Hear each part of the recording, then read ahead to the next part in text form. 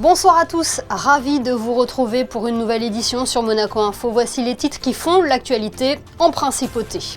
Le gouvernement princier annonce des mesures fortes après les accidents routiers graves du week-end à Monaco. Prévention et répression sont les maîtres mots, les détails à suivre dans quelques instants. L'appel à la solidarité de plusieurs associations qui œuvrent en faveur des plus démunis, la situation précaire de certains bénéficiaires en cette période hivernale inquiète. Nous serons avec Floréal Franche, président de Summer d'Espoir Monaco, pour en parler. La danse, un art en mutation permanente. Ces différents styles chorégraphiques sont à l'honneur jusqu'à mercredi à l'occasion du Monaco Dance Forum. Et puis nous recevrons ce soir l'emblématique directeur artistique du Festival international du cirque de Monte-Carlo, Urs Pils. Il nous dévoilera les surprises que nous réserve la 47e édition qui aura lieu du 17 au 26 janvier prochain. Mais avant de développer ces titres, les réactions et les messages de soutien se multiplient suite au passage dévastateur de Chido à Mayotte. Le cyclone a balayé l'archipel ce week-end, causant d'importants dégâts et ôtant la vie à 14 personnes.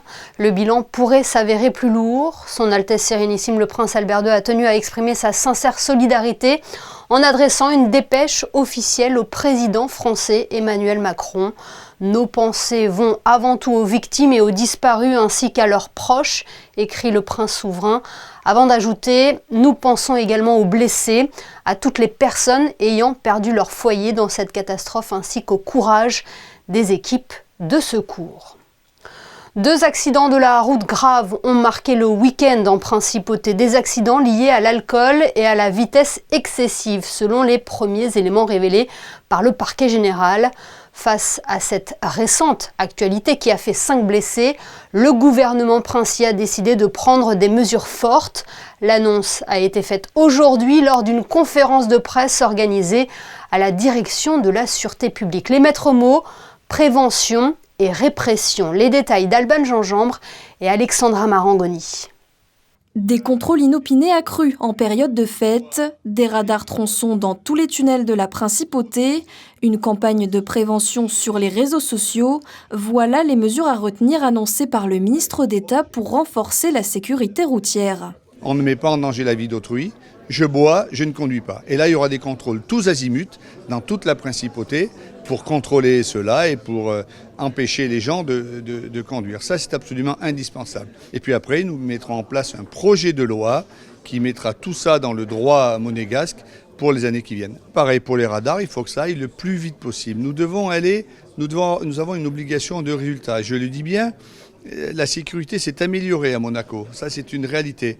Mais nous ne pouvons pas laisser faire, il ne peut pas y avoir encore des morts, encore des blessés. On sait que c'est dangereux de prendre la route, surtout quand on prend la route ivre. Mais il faut prendre des mesures très très fortes et dissuasives. Si effectivement la personne contrôlée conduit sous l'emprise de l'alcool ou des stupéfiants, elle sera poursuivie. Elle sera poursuivie avec des peines dont on souhaite que les quantums soient élevés pour être plus en accord, je dirais, avec les situations ici à Monaco. Ce sont des vitesses très excessives par des gens qui ont bu de manière inconsidérée, avec des taux d'alcool forts. Il y a autant de personnes qui sont en état d'ébriété, qui prennent leur voiture, autant chez les jeunes que chez les moins jeunes. C'est-à-dire que moi, quand j'entends jeunes, je dis au-delà de 35-40 ans, dans le sens ils sortent tout autant et ils font beaucoup moins attention. On va moins parler de jeunes, mais on va plus parler de tout le monde pour être sûr que tout le monde se sente concerné et que tout le monde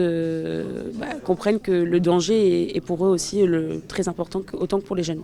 Les responsables d'établissements de nuit ainsi que les taxis seront réunis demain avec le ministre de l'Intérieur Lionel Beffre pour solliciter leur aide dans la prévention liée au danger de la consommation d'alcool.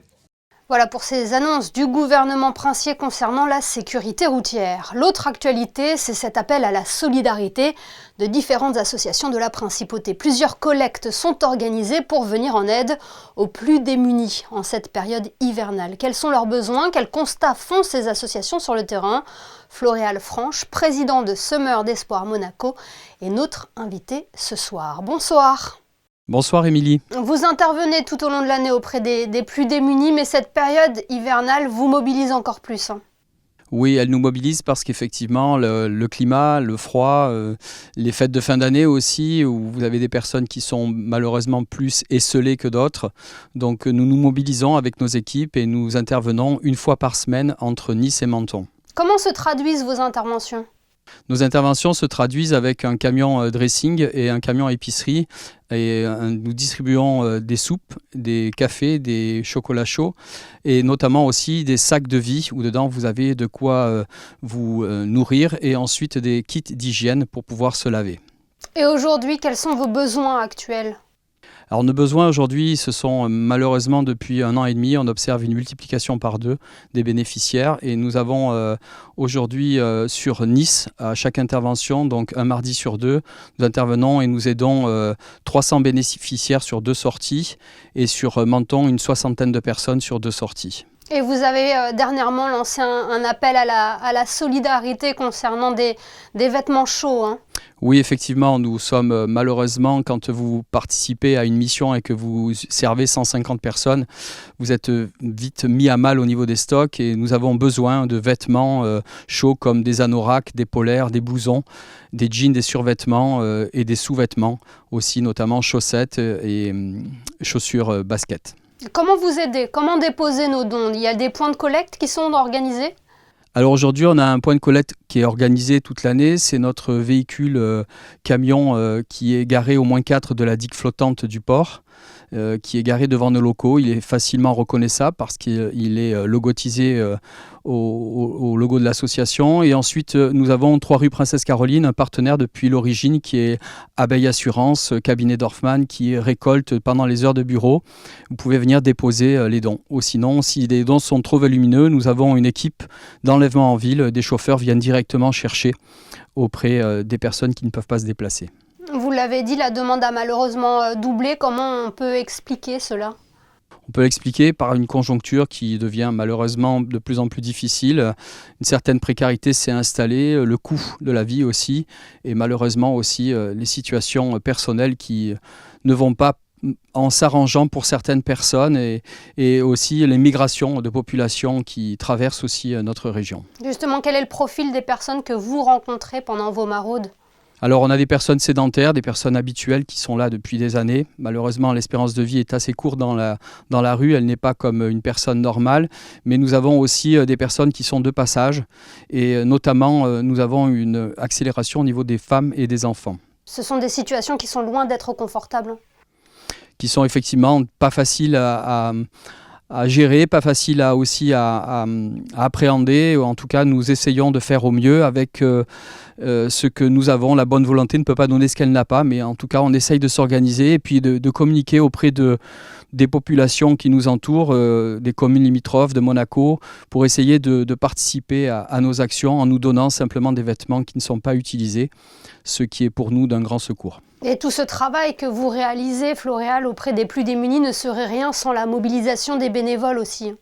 Exactement, aujourd'hui on a la chance d'avoir un noyau dur de 25-30 personnes, mais sinon l'association compte 90 membres pour une association qui est assez jeune. Et nous avons un soutien aussi, notamment de quelques partenaires sur Monaco et d'établissements aussi du gouvernement. Et on rappelle que toutes vos actions sont à suivre sur votre page Facebook Semeurs d'Espoir Monaco. Merci beaucoup Floréal Franche d'avoir été notre invitée ce soir et on espère que votre appel à la solidarité sera entendu par nos téléspectateurs. Merci. Merci à vous de nous avoir accordé du temps et de faire passer cette information. Parlons de toute autre chose. À présent, l'association Roqueton a organisé son 2e Noël des animaux. L'événement a rassemblé de nombreuses associations engagées dans la cause animale au Monte-Carlo Bay. Le reportage de Gaëtan Lebrun et Thomas Deus. L'édition 2024 du Noël des animaux a réuni une fois encore de nombreux amoureux de nos amis à 4 pattes. La cause animale est un sujet de société auquel tant de personnes peuvent s'identifier, surtout en ces périodes de fête. Les animaux sont devenus une part entière du quotidien de tellement de personnes que la cause animale prend de l'ampleur, sensibilise et rassemble de plus en plus de monde chaque année. Tant de raisons qui expliquent la réussite du projet lancé il y a plus d'1 an déjà par la femme d'affaires Sylvia Sermangui grâce à son association Roqueton. Ça représente énormément puisqu'il n'y a jamais eu de Noël des animaux à Monaco. Et c'est un Noël qui parle avant tout d'amour, puisqu'un Noël c'est quoi ? Un Noël c'est de la lumière, des enfants qui sont heureux de recevoir des cadeaux. Et justement pour ça, il faut dire aux enfants, dites à vos parents de ne pas vous offrir un chien ou un chat à Noël. Ou alors il faut vraiment le prendre en conscience, c'est-à-dire être responsable de l'animal qu'on va adopter à la maison. Mais voilà, le Noël des animaux, c'est aussi pour faire adopter des animaux. C'est le leitmotiv de mon association. De nombreux acteurs du milieu associatif de la Principauté ont tenu à être présents et soutenir ce Noël des animaux, comme la fondation Un Brin de Chance qui se bat chaque année pour accueillir et trouver un foyer à des centaines de chiens abandonnés, ou encore Animafit Azur venu informer, sensibiliser sur la santé et le bien-être des animaux grâce à un livre sur la nutrition pour les animaux.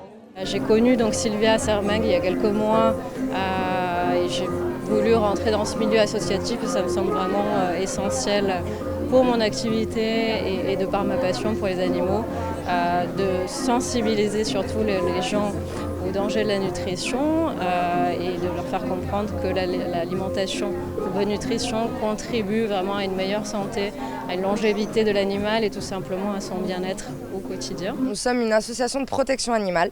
Nous n'avons pas de refuge. En fait, nos animaux sont en famille d'accueil, donc en fait, sont éparpillés partout dans le département. Donc nous, on recueille les animaux maltraités, abandonnés. On récupère aussi des chiens de berger. Les bergers font des petits et en fait se débarrassent des chiots parce que la mère doit retourner travailler. On aide aussi tout ce qui est l'île Maurice, l'île de la Réunion, la Grèce, l'Italie. Dès qu'on a une place, on aide un peu tout le monde. Parce qu'en fait, on estime que tous les animaux doivent avoir la chance d'avoir une famille.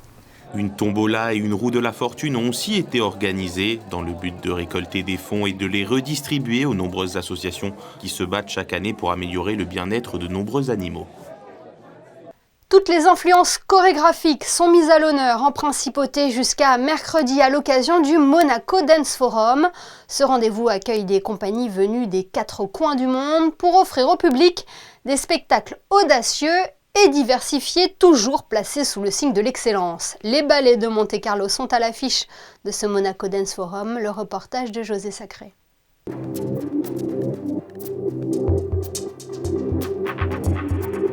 Sur une musique techno, des danseurs et des danseuses se mutent en faune sur demi-pointe et offrent une danse si extrême et viscérale qu'elle en devient intimidante. C'est Autodance, un ballet de Sharon Ayal, interprété par les ballets de Monte-Carlo, les 14 et 15 décembre au Monaco Dance Forum. C'est une chorégraphe qui est issue, c'est une femme assez exceptionnelle qui a été la muse de Ohana Harin à la Batcheva pendant des années. Et je trouve qu'il y a chez elle une forme de vérité, de franchise dans son travail qui est assez étonnant. C'est pas un travail supra facile d'accès, mais c'est un travail qui provoque toujours quand même une grande curiosité de la part des gens.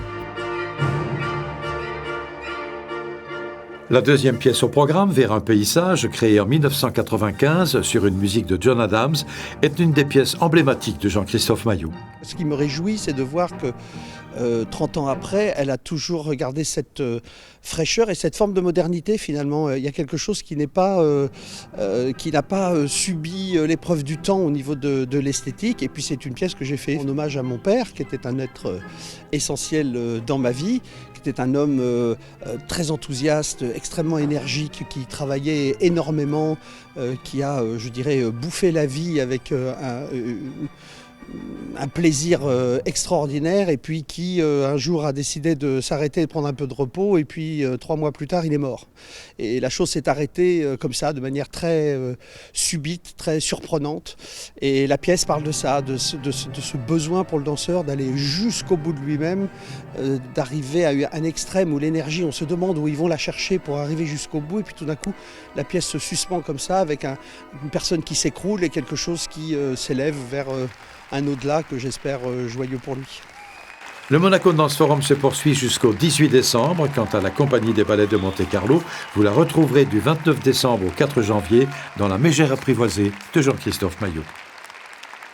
C'est un rendez-vous incontournable en Principauté qui a célébré l'an dernier son 50e anniversaire. Le Festival international du cirque de Monte-Carlo sera de retour sous le chapiteau de Fontvieille du 17 au 26 janvier prochain. La 47e édition réserve encore bien des surprises. Elle rassemblera les meilleurs artistes circassiens au monde. Pour en parler, nous sommes en duplex ce soir avec l'emblématique directeur artistique du festival, Urs Pils, bonsoir. Bonsoir, bonsoir. Que nous réserve cette 47e édition du Festival international du cirque de Monte-Carlo? Ça va être de nouveau un grand festival parce que nous avons eu cette année, en janvier 24, une édition super spéciale, si je peux dire, les 100 ans du Prince Régnier et les 50 ans de l'histoire du festival. C'était quand même quelque chose. Et cette année, on s'est beaucoup concentré sur, si je peux dire, sur des records. Il y a plusieurs numéros qui représentent des records absolus dans l'histoire du cirque. Et une nouvelle fois, c'est l'art du cirque dans sa globalité qui sera une nouvelle fois mise à l'honneur? Absolument. C'est ce qu'on tente de faire chaque année, d'avoir toutes les disciplines de cirque, d'avoir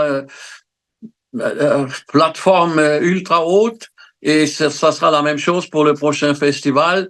Et nous allons avoir, on peut dire, toutes les disciplines de l'art du cirque aussi dans cette 47e édition. Est-ce qu'on peut avoir des noms des artistes qui seront présents? Nous avons vraiment des records absolus, dont, entre autres, une troupe qui s'appelle Flying Caballeros du Mexique. C'est un numéro de trapèze volant, mais du jamais vu en ce qui concerne la qualité des voltigeurs et porteurs aussi, bien sûr. Il y en a 3 qui sont capables de faire un exercice qui a rarement été vu aussi au festival de ces derniers temps, c'est le quadruple. Et ça, c'est vraiment absolument presque incroyable. À ne pas manquer. Comment on travaille sur une telle programmation, Urs Pils? J'imagine que tout le monde veut se produire sur la piste du festival, hein? Oui, bien sûr. Les artistes, ils disent c'est le plus grand rêve de pouvoir se présenter au festival, mais naturellement, nous ne pouvons pas accepter tout le monde, c'est clair. Et là aussi, il faut faire un choix. Et sous l'esprit de son Altesse Sérénissime, la princesse Stéphanie, qui travaille dans le sens que l'avait créé son père, le prince Régnier. Pour nous, c'est la base du choix de la programmation. Et ainsi, la qualité est en premier lieu. C'est ça qui fait la réputation du festival, hein. Un plateau d'artistes de qualité qui vient, on le rappelle, dans l'optique de remporter le prestigieux Clown d'Or. Exactement. Vous le dites, c'est en effet comme ça, oui. Un Clown d'Or que vous avez reçu, Urs Pils, l'an dernier pour saluer votre travail. C'est une distinction qui vous touche? Oui, bien sûr, naturellement. Comment non? De recevoir le Clown d'Or, c'est la plus haute distinction dans l'art du cirque. Et puis, pour quelqu'un en dehors de la piste, je suis vraiment très, très heureux et content et très satisfait d'avoir reçu ce Clown d'Or.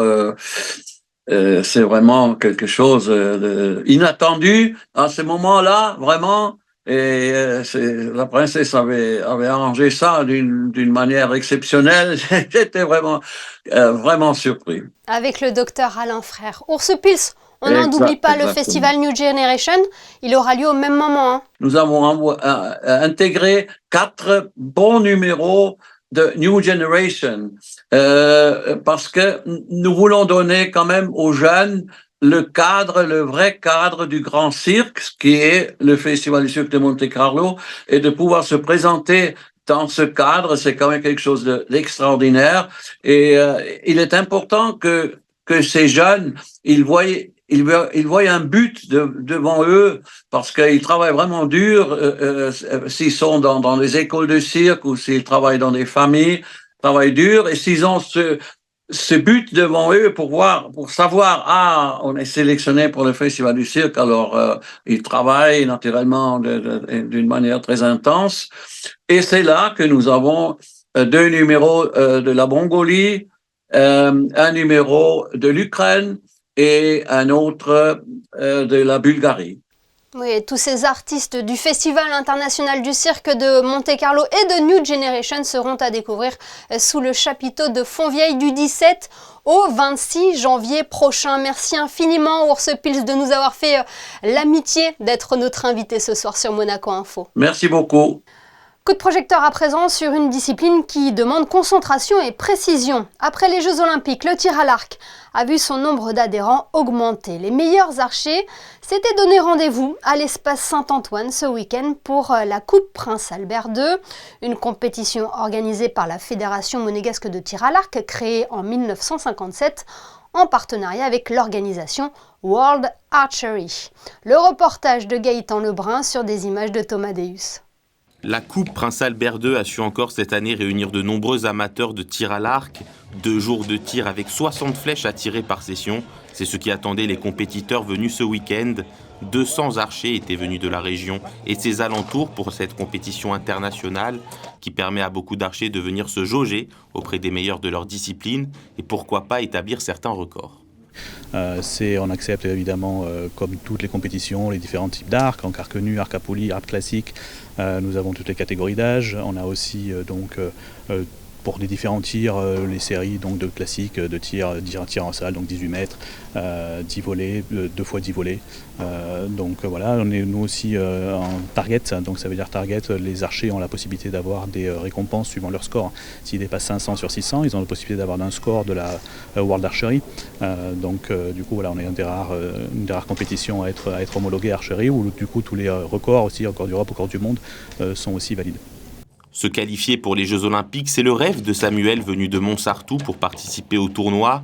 Il est actuellement le 10e joueur français au classement national et espère être éligible pour les Jeux de Los Angeles en 2028 où seulement les 3 premiers Français seront au rendez-vous. J'ai découvert la compétition et ça ajoute pas mal de stress et tout, et donc ça nous apprend à gérer nos émotions, on apprend à mieux se connaître et savoir comment on fonctionne, et je trouve ça hyper enrichissant de faire ces expériences, et ça nous pousse à nous dépasser, et ça aussi c'est vraiment super chouette, c'est quand on est un peu stressé et qu'on arrive quand même à se dépasser, à bien tirer notre flèche, et c'est une satisfaction énorme et que du bonheur. Moi j'aimerais bien me qualifier pour les Jeux Olympiques en 2028, donc voilà, je m'entraîne fort pour ça et j'espère que je vais y arriver. Et c'est tout ce que l'on peut souhaiter à cet archer. Ambiance festive dimanche à l'espace Léo Ferré pour l'arbre de Noël de la force publique. Les familles de pompiers et de carabiniers de Monaco se sont réunies pour célébrer avec un peu d'avance les fêtes de fin d'année. Vous allez le voir dans ce reportage qui va suivre. Ce sont surtout les enfants qui auront profité au maximum de ce moment. Alban Gingembre et Thomas Deus. Structure gonflable, stand de maquillage, photobooth et bien sûr une multitude de cadeaux. Pour les enfants des pompiers et des carabiniers, c'est Noël avant l'heure. C'est cool et il y a tous mes copains. Il y a des jeux et on nous offre des cadeaux. Je vais m'amuser avec mes copains, on joue un petit peu à tout. C'est un moment de convivialité où on se retrouve les collègues, les enfants des collègues, les épouses. C'est sympa pour nous de partager ce moment-là tous ensemble. C'est un moment où on se retrouve tous entre carabiniers, entre pompiers, où les enfants se retrouvent ensemble, où on passe des super moments, voilà, toute la compagnie réunie. Et on a cette grande chance d'avoir ça qui est organisé pour nos enfants et je pense qu'on peut leur dire merci. L'arbre de Noël de la force publique, c'est aussi l'occasion pour le corps des pompiers et le corps des carabiniers de se réunir en mettant l'uniforme de côté. Qui dit force publique, c'est carabiniers et pompiers. Et c'est cette réunification qui se fait. La plupart du temps, on se croise, on ne travaille pas forcément ensemble parce que les missions sont différentes. Et là, en fait, on s'unit et puis tous les enfants sont ensemble. Ça fait des années qu'on le fait, donc on va dire que le spectacle est rodé. Mais ça fait une belle journée pour eux et nous on profite aussi. Et même après toutes ces années, la tradition se perpétue. L'arbre de Noël de la force publique continue d'attirer petits et grands. Cette année, ils étaient plus de 400. Régulièrement sur Monaco Info, nous offrons un coup de projecteur aux artisans, aux commerçants, aux restaurateurs qui participent au rayonnement de la principauté. Le nouveau numéro de cette rubrique, baptisé « Ceux qui font Monaco », s'intéresse ce soir à une enseigne originale, Christinda Petit-Homel. Oui, aujourd'hui on se retrouve sur la promenade Honoré II pour parler d'un concept très original. Alors vous êtes sans doute nombreux à être passés devant cette boutique en vous demandant mais qu'est-ce qu'ils vendent exactement. Aujourd'hui on se retrouve chez MC Auto, un concept multistore qui a pris naissance d'une manière insolite.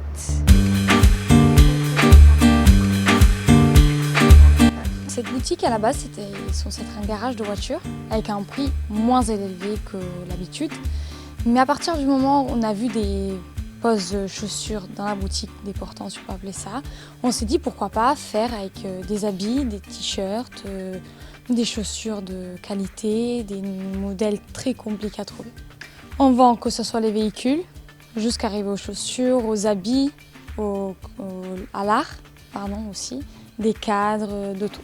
Tout ce qui est dans la boutique est à la vente. Les modèles, on les choisit en fonction de la mode, du style. Par exemple, cette année, il y a les Samba qui ont fait un gros boom, que ce soit les Samba léopard, que c'est des modèles très compliqués à trouver, ou plein d'autres chaussures que ça peut plaire plus à la clientèle, ce qu'ils regardent le plus et en fonction on comprend qu'est-ce qui peut leur plaire. Les voitures, c'est mon père qui s'en occupe la plupart du temps parce qu'il vend des voitures, il a un garage. Les chaussures, les habits, la plupart du temps, c'est des fournisseurs. On peut trouver que ce soit pour les voitures, on a des M3, on a des Abarth, des Mini, de tout type de modèles de voitures, aussi à la demande, bien sûr. Après, on peut avoir des Samba, des Campus, des Nike, des New Balance, les Nocta, des Jacquemus. On a tout type de modèles, Jordan 4, tout ce qu'il faut. Et concernant les vêtements? Concernant les vêtements, on a Galerie Dep, qui est très bien. Il y a Cromart en ce moment qu'on a commencé à le mettre il n'y a pas longtemps. On a aussi du Cortez. On a eu aussi Galerie Dep qui est très bien aussi. Tout type de marque aussi, Suprême, tout. Vous l'aurez compris sans doute, ici je pense qu'il s'agit de la seule boutique en principauté où vous pouvez repartir au volant d'une voiture habillée des pieds à la tête et avec une œuvre d'art dans le coffre. Et magie de la télévision, Chrisinda Petit-Homel nous a rejoint en plateau pour les prévisions météo. Bonsoir Chrisinda, quelle est la tendance pour la journée de mardi ? Bonsoir Émilie, bonsoir à tous. Eh bien demain, le temps sera au beau fixe, du soleil le matin, du soleil également l'après-midi, même si quelques passages nuageux feront leur entrée.